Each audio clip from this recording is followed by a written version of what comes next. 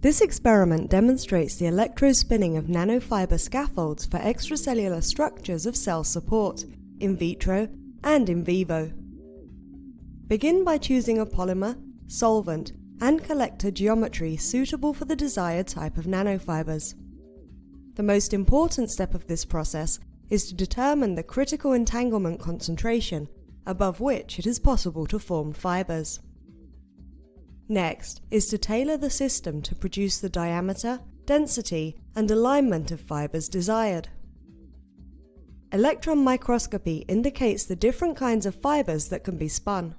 These electrospun nanofiber scaffolds have been shown to accelerate the maturation, improve the growth, and direct the migration of cells in vitro.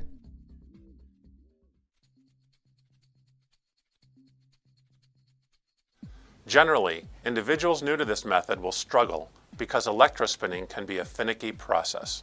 Visual demonstrations of this method is critical, as the apparatus optimization steps are difficult to understand without any prior experience electrospinning.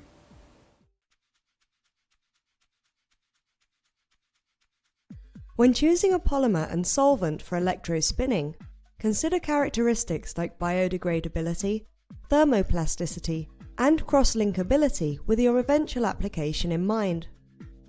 Then, determine the suitable personal protective equipment required based on your selections.